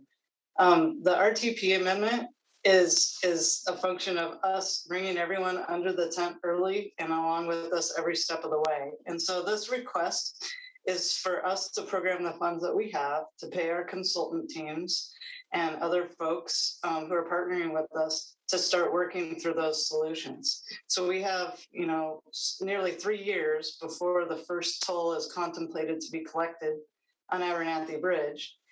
And, in the next year or two, this is our opportunity to work through the policies. The request is really just for the engineering work and the planning work to continue, so that we can dig into these questions. It's not us figuring it out later. This is the time to figure it out before we decide to go forward or not with the toll program. And because we want to do it transparently, understand it's confusing, understand we also have, trust deficit with our partners and the way that we've done things in the past.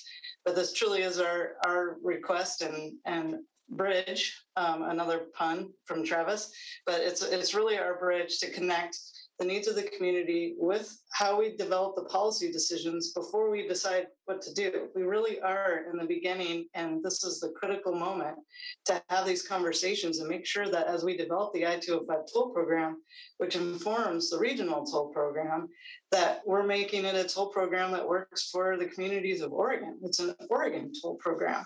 It's not a toll program like ones in our neighboring states or in other parts of our country. So this is the moment to, our request really is for us to be able to program the dollars to pay our consultants to be able to start digging into these preliminary results related to diversion, to work with you and your communities and your staff to identify those mitigation impacts before we flip on that first gantry. So again, we're 2.5, almost 3 years away from that moment. And this is a great opportunity. We've all been coaching ourselves up. I certainly am not a toll expert. I'm an engineer. And so I've been learning a lot over the last couple of years. I think we all have been learning a lot. And I think there's a lot more in front of us about how we develop a program that's going to work for Oregonians and not just a toll program, perhaps. And so I just want to make it crystal clear that the request is really for us to continue the planning and engineering work. The construction request comes at a later date, and you'll have that opportunity to weigh in before we request the construction, and we will have worked through a lot of these policy decisions. So appreciate just a minute to clarify that, and hopefully that helps. We really are interested in getting this right and want the input and the opportunity to work with you over the next year, sorting through all these details and policy choices. And can I just add something, 30 seconds? So sure. We're in a tough spot because it's like you all are just starting your Mstip update. And we're at a place where we would be 4 months into the Mstip update, but asking for an approval to continue the work on it.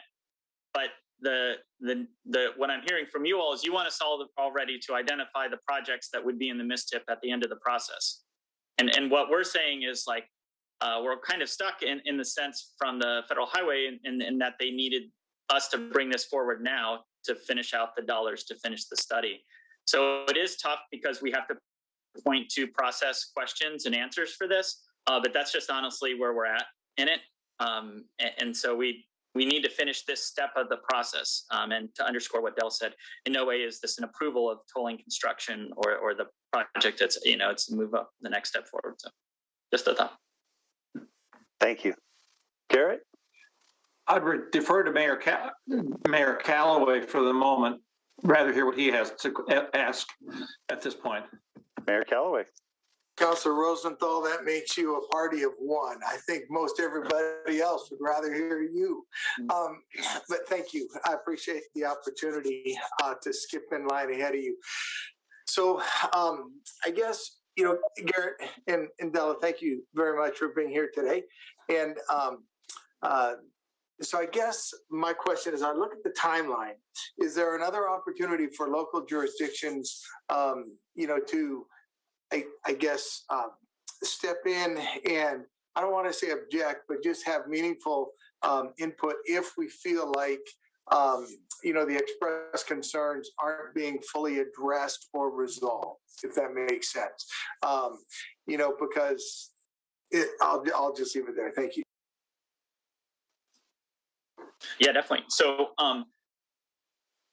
through this 2023, so Regional Transportation Plan, Mstip, the funding part of it, these are where you have full kind of decision-making authority here as a region. And so the Regional Transportation Plan and that funding plan, the Mstip, are just beginning their update, their 5-year update process on that. So in fall of this year, the congestion pricing and toll policies for that plan will be established by Metro Council and JPAC. That's a full JPAC Metro Council full decision-making vote there. And then in late 2023, when the RTP and the Mstip are updated, that's again the full regional mobility pricing project will be there. The full information on the I-205 toll project will be there. That's before we go into toll rate setting on I-205. That process begins, and that will be a regional checkpoint for this region to have full decision-making power and weigh in on those documents. A similar vote that's happening here at the groups today. So that's the full-on decision-making power and that piece of it. And then between that and then OTC having their powers, there's plenty of times where we're trying to identify those milestones and opportunities to provide recommendations and weigh in. But that gives you kind of an idea of the spectrum on decision-making power on what's there at the region and what's on the state, before tolling would start. Thanks, Garrett. Rosenthal, Metro thank Councilor. You. Thank you, Mayor. And thank you, Della and Garrett, for making a presentation. Provides a fair bit more information than I've seen before. I just want to tease apart, I have a technical question, really. I want to tease apart as you pointed out, there's tolling that for congestion control, and there's also tolling because of and you said a certain portion or a large portion of the money is not available from the federal funds. So I guess my question is, first of all, what do you normally figure for a bonding period for a bridge construction project and to pay back the bonds? Is it 20 or 30 years? And then my more detailed question would be, let's say you assume that that all the $375 million for the seismic retrofit comes from tolls, which it probably doesn't, but maybe you can change that assumption. What level of tolling, given current traffic loads, I mean, what are we talking about? I mean, if the toll was, it's going to pay off in 30 years at 25 cents, nobody's really going to care. I mean, everybody's just going to put quarters in there. They're going to keep quarters in their car. But what do you have a preliminary idea of what level of tolling you're talking about? $1, $10, $20? You want to take question one, Della? I'll do the second part. Yeah. Sure. I think, thank you for the question, Councilor. I think related to, and maybe I'm answering the second one, but related to the dollars, this is the money we're requesting to continue our analysis to find out what that range of preliminary dollars is. We truly, again, we're bringing everyone under the tent along the way. We don't have those specific numbers answered. And then I think the other piece of it is once you pay for all the infrastructure improvements on 205, for instance, that really goes into the policy decisions that we're working through over the next couple of years. So, do we what are the goals we're trying to attain? We want to reduce congestion. Do we want to price it so high that no one uses it, for example? Then we've really reduced congestion. However, we've created a lot of diversion. We've made it really hard on people who are experiencing low income. So you can see that a lot of what time of day are we really trying to regulate? What are the vehicle miles travel reductions that we're going to get out of setting the price at this price or that price? A lot of those policy decisions that we need to work on together as a community are going to inform exactly what those prices are. So for us to come, we will have a range of preliminary prices this summer if we can get the funding to continue our work on the environmental work. The other piece I'll just throw out there for folks to consider is that while we're in the national environmental process, that process intentionally is blind to cost. So it's blind to the toll rate in some ways. It looks at toll rate only as how much is it going to impact others adversely. However, as we go through this environmental process, the exact way we fund the 205 projects in the future, if, for instance, ODOT is successful in some grants in the future, probably not to the tune of $375 million, but say we get $25 million in eligible federal grants. That ability to affect the price down the road in real time is still on the table. And really, the environmental process encourages us not to look at exactly how much money we're going to make, but what are the policy decisions we want to include in order to address folks experiencing low income, folks needing a different mode to use, what sort of modal options are there and which ones do we want to create? All of that comes together to inform the very complex work that goes behind setting a toll rate. And on top of that, setting a toll rate that would vary across a period of time and days and those sorts of things. So it's still out there, and I'll turn it to Garrett, hopefully, to address the other parts of your questions, Councilor. Thank you. Yeah, definitely. And Della laid out the landscape of factors because you could look at this. It's not just strictly a math problem. It's kind of what are your policies and objectives and how are you defining congestion management? But from the math side, kind of what would the cost be? April, May of this year, we'll have some of that cost information for the regional congestion pricing project, for the regional mobility pricing project, numbers to look at there for that. And then June, July for the 205 toll project, because that's for last released with the draft environmental assessment.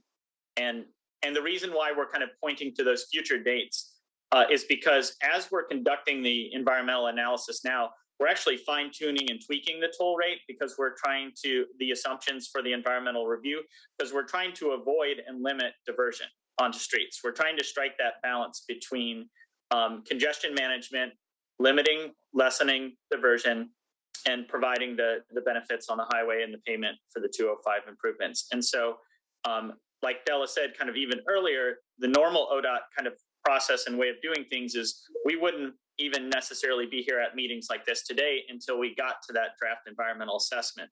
But our inability and our attempt to kind of bring you earlier and often, you're starting to see a little bit more of the sausage making piece, the information that's partly incomplete and partial answers and process answers as we're bringing these big behemoth documents forward. So again, pointing to kind of future dates, but that's just some of the thought behind why we don't have the numbers today. I appreciate that. It's a very complex process, particularly once you mix a construction pricing and congestion pricing, because you have multiple goals and multiple things. The construction pricing of the old CRC was construction priced and paid 25 cents a pop until it got paid off. So I think that's a little bit more easily defined. But I guess my follow-up question would be, are you going to be using any econometric analysis saying, all right, for example, what is the maximum possible that we can do without having real negative impacts on equity or on freight traffic or on certain other economic indicators? In other words, if it was going to be $50, you'd be, all the people that working minimum wage wouldn't be able to cross the bridge. So are you going to be using some factors, some external impact factors, economic factors in doing the analysis? Yep. And the way you can see where that will be at, it's called the purpose and need statement. These are the documents that are set up to guide the federal environmental review process. So we can show you on the 205 toll project where we've identified what are those goals, those factors we're trying to balance and fine tune in, like you were just walking through. And then on the regional mobility pricing project, we're not to that document yet, but we've put a draft together of it. And then again, in that April, May timeframe is when we'll start to bring out different, we'll call them concepts. So what would be the freight maximized concept? What would be the greenhouse gas emissions maximized concept? What would be a transit or a low income impacts maximized concept? And we'll want your feedback on which one of these or a combination of these should we choose to do that deeper dive analysis on.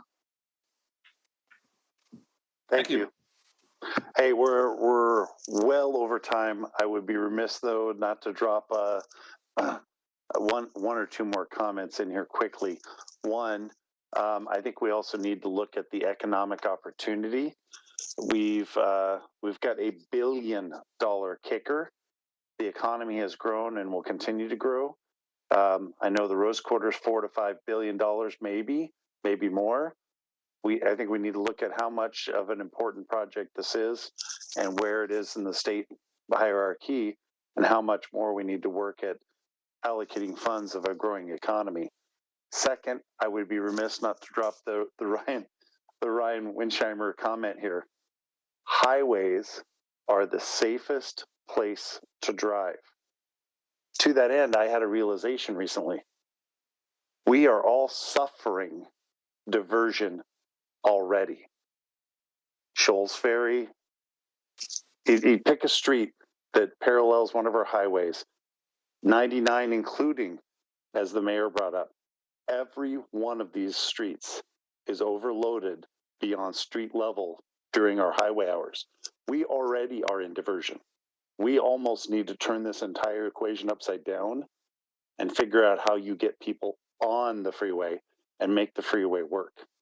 Because we're already suffering. I don't know how much worse it can get with diversion. And to that, I think we also need to look at our economic level. We have a lot of people living above the poverty line that are absolutely the working poor. So we absolutely need to be very sensitive to where we put that, because as our counselor from Metro mentioned, it could have a very detrimental effect on these folks. And they are the least that can afford it. And by the way, they don't get a choice, right? They don't get a choice. They can't change the time they're going to commute because they're already going crazy early and crazy late. So I think we need to be sensitive to those folks about where that level is and where we set it. Mayor Schneider, you get the last comment? Yeah, it looks like Mayor Fender too would like to speak, but I was in DC a couple weeks ago and I rented a car for about 6 hours to do a specific task. I drove 180 miles and I racked up $24 in tolls. So I want to make sure that people that maybe are not either haven't driven on a toll road recently or don't know what this looks like. That was all on one interstate, I-95, back and forth from DC towards Pennsylvania. And for me, it was a little bit of sticker shock, but if those are the kinds of tolls we're talking about, it just is interesting to think about from the working poor perspective. Mayor Fender? I was just going to add very quickly that for our densely populated kind of regional cities that are larger, there's the infrastructure for public transportation. But for, parts of Tigard, for King City, for all unincorporated Washington County, with a large majority of working individuals, there is absolutely no public transportation near us. And so, as we continue and go forward, I just think we need to have really thoughtful discussions, obviously, regarding what the deep suburbs are really going to be doing and how they're going to be impacted. So, thank you. I'm going to move us on. We've got Impact JPAC and we still have any other business and hopefully to get out of here before 2. So Pete, do you have anything for Impact for us? I do want to thank our presenters, Della, Garrett, you're hearing the feedback. We appreciate you listening. This is the reason you got drawn to this point, because it was the first point where everybody had to vote and move us forward. So now it's a lightning rod, right? Mm-hmm. So thank you. Pete, MPAC? Thank you. Yeah, thank you very much, Jeff. Couple of things. I do want to apologize to Travis and to Garrett and to Aaron. I neglected to see that there were additional additions on the website to download those PowerPoints that I was requesting. So got that taken care of. My apologies for talking before I looked, which is something I do an awful lot of. Concerning impact, we don't have an agenda formally published. The work program for the 23rd of February is, surprise, surprise, drum roll, the I-205 tolling discussion. And considering the action on the RTP amendment, Mandy Putney will be, from ODOT, will be walking us through that. Regional Transportation Plan Update Work Plan. Kim Ellis from Metro will once again grace us with their presence. And Elliot Rose from Metro will also be talking about emerging trends in transportation and the RTP. So those are a couple of things. I just want to comment on the discussion that we just briefly had about the difficulties of tolling and all of the issues being raised. Is what we're doing right now getting us what we want? The answer is no. We got to be looking at something else, and we have to look seriously at it. All the options have to be on the table. I'll get off my soapbox. Thanks, Pete. Thanks for keeping it short. Steve, Mayor Calaway. Thank you, Chair. It's a good thing that I am a slow learner because the agenda, the work program for JPAC is I-205 tolling discussion from Mandy Putney, emergency transportation trends by Elliot Rose, and Kim Ellis leading an RTP vision and priority outcomes discussion. So it's pretty much very similar to what Mayor Pete just shared. A couple of other things I do want to bring to your attention. One is that every meeting we read the names of those individuals who have died in car crashes or whether they be passengers, drivers, pedestrians, bicyclists. And so I wanted to point out that between August and December, those 5 months, there were a total of 58 deaths, names that were read. And of those 58, only 3 were from Washington County. One was killed in a car crash on the Wilson River Highway west of Forest Grove. Another was killed in a car crash in the Manning area, northwest, of Banks. And then one individual who was a resident of Tigard that was killed in August. And so when I think about out of 58 deaths, one was basically within the metro area, within Washington County. And so whatever you all are doing within your cities, I think that while a single death is tragic, I think it's worth noting that, a lot of what we are doing is making a difference out in Washington County based on just those, the number of deaths that have been reported. So thank you, and it's worth acknowledging. The other thing is I know that this came out to you. I want to draw particular attention to a graphic, a slide that was, from ODOT that basically just showed the auxiliary lanes that were going to be added or, brought forth to JPAC for our feedback and vote. And so, representing and channeling Mayor Fitzgerald, as well as, former Wilsonville Mayor Tim Knapp, I did speak to and vote in favor of, adding those auxiliary lanes. They really don't add any more capacity. All they do is they create efficiency and allow I-5 to move and work efficiently as it is designed. It also is a safety issue because you don't have cars coming on, merging into traffic, and then taking the first exit. And it also addresses climate change by making sure that as we move the traffic efficiently, we're also lowering emissions. And so just wanted to bring that to your attention as well. Not every Metro councilor voted in favor of that because, the belief is that it increases capacity. It's adding additional lanes. But again, I advocate and would argue that point. So anyway, that's kind of where we are. And I know, Chris, if we have time, if there's any interest, you had some thoughts or comments on the RTP as well. If there's a minute or two to squeeze any of that in. Definitely. I can squeeze in a few. Thank you, Mayor Callaway. The JPAC packet came out Saturday morning, and in reviewing it yesterday, it was big about the regional transportation plan. And I think you already heard from Garrett and Della that this will be a very important regional transportation plan update for policy issues, because there's going to be a lot about tolling in there. So the work plan, a draft work plan, and an initial statement about priorities and values and outcomes came out on Saturday. And in reviewing those, a couple things popped out that to share. It will be discussed at JPAC. This is unusual because it hasn't come to TPAC before this, so I was reading it for the first time too. And there will be a workshop on Wednesday to talk about with TPAC and MTAC and sort of whoever else shows up. But a couple of things, if you'll remember, Washington County Coordinating Committee submitted a letter after Kim Ellis had come and talked to us about the regional transportation plan and what some of the things you all wanted to see in it.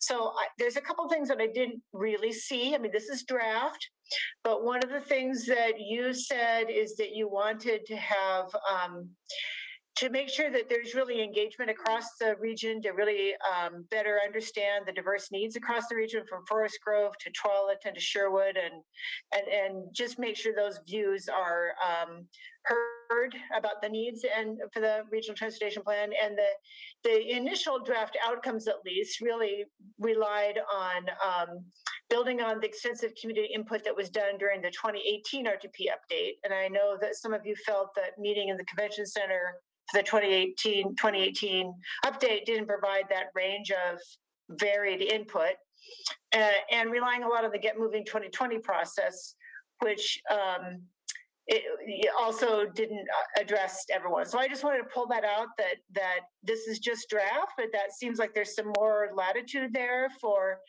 making sure that their engagement is similar to what you all asked for in terms of making sure there's more diverse, geographic needs represented. The other one was there is a proposal with 4 or 5 with the safety, equity, climate, mobility, and fourth one being transparency and accountability identified. And one of the things you had asked for was to be sure to have, whether it's a JPAC retreat or additional time, to really go through all of the goals and policies in the RTP, such as resiliency and economic vitality, and see how everything fit in. So that could be something that could still happen. As far as this discussion, this is a 2-year process. This is the first meeting, but I just wanted, that was something that popped out. And then on the other thing that I noticed is under the one of them about mobility, talks about addressing congestion by implementing a comprehensive mobility strategy that includes congestion pricing, other demand and system management tools. But it doesn't address the point that Mayor Callaway just brought up about the need to support investments that can also help reduce delay and improve travel time reliability and safety on the throughways, and really respond to the growth that is still going to come to the region. So whether or not, I think it's a question about whether or not adding capacity like auxiliary lanes could be an important policy issue to discuss in this regional transportation plan. So this is there's some really nice summaries from their work on a community forum and their stakeholder outreach. I didn't see anything about engaging the business community and those inputs into the process. So maybe that's in there someplace, because we just got this, or maybe it's underway now, but that's a question. And and just to ask, how those viewpoints are being included. So based on the letter that you sent in earlier, I just wanted to draw a couple of those connections. And this is, like I said, is our first look at this. This appears to be one of those regional transportation plans that is going to require a lot. We're going into this with a lot of policy issues on the table, I think. So that, I just want to share that. The other thing in the regional transportation, in the JPAC packet that I think we talked about before, is there's a letter to the congressional delegation that identifies the transit priorities in this region and asks for their help to seek the capital grants from the Federal Transit Administration. And this shouldn't be a surprise to anyone. There are projects that have a long life around here, including Southwest Corridor, including Tralton Valley Highway, transit improvements. The new one on there is one that came up before. A new one really is elevating MAX over 185th to make sure those increased trains travel without delay and make the buses better go on 185th and all. The other ones are Interstate Bridge replacement, the transit element of that, 82nd Avenue, and improvements in the 205 corridor. So these aren't prioritized, but they are flagged to the congressional delegation that says what the region will be working on. So I just wanted to draw that. I saw the connection because you had sent a letter, wanted to circle back. And again, this is just the start of the discussion, and we have a lot to learn as we go through. Thanks, Chris. That was like drinking from the fire hose as usual. Sorry. No, it's appropriate. We've got some big policy decisions, and we need to load Steve up to represent us at the table. Unfortunately, we've lost Commissioner Fye. She's our other person at the table. I know she had a question or comment. Hopefully, she'll be able to find out with somebody else. But we've lost her to this meeting also. She was our second vote at that table. We need to keep her engaged in this meeting. So I've sent some stuff to you guys to see if it's a technology or technological issue we're suffering, because I think we've consistently for the last several months had troubles keeping her on the meeting. So I think we need to figure out what's going on there. Yeah. We are at 4 minutes or less till. Is there anything else we need to cover for the good of the order today? Yes, Mayor Schneider. I'm wondering from the Washington County staff perspective and maybe from the rest of the WCCC, Commissioner Rogers has spoken at multiple prior meetings in the last few months about, his belief that we should be bonding while it's cheap, and it's as cheap as it's going to be to get more done. And I guess I'm wondering whether the county either in lead or is working on that, as staff working on that, is the commission supportive of it? Generally speaking, like, what are you guys doing? And do you need support from us? Because I think it's an important discussion we should at least be having. And I want to make sure it doesn't fall off the radar. Stephen, I think you had some feedback on that because we've discussed this in the past. Yeah, we are working through Mayor Snyder, looking at the Mstip program and what the future could look like. So that's an ongoing discussion that we're having. And then we'll need to obviously engage with the Board of Commissioners when we have more information to share with that. And then, of course, report and share information with the WCCC as well. So we're not ready to have the conversation yet, but we are working on it. Thank you. Mm-hmm. And I think I echoed the sentiment of all of us. If you need help at the county commission understanding this, let us know, right? Because I think we all understand the importance of it. Thank you. Mayor Truax? Yeah, I was thinking that if we needed to work on bonding, we could have a barbecue or go bowling together, something like that. Mayor Fitzgerald? I wanted to thank everybody for this conversation. Also, Mayor Callaway for advocating for that auxiliary lane. We just toured it with one of our Metro councilors, Councilor Rosenthal, this week, and we appreciate that. It's definitely an hourglass that slows the traffic down, and people from all over suffer from it. So I really hope we can get that through. Thank you very much. Mayor Mays, I saw your hand go up and down a couple times. Did you need anything? You're just practicing? Just practicing. Okay. Anyone else have anything for the good of the order? We're a minute or two away. Be safe, everybody out there. And thank you for taking the time to do this. I know it's a tough 2 hours, but I appreciate everybody coming together and having these discussions. We're moving the right way. It's just a tough push. Thank you very much. Thank you all.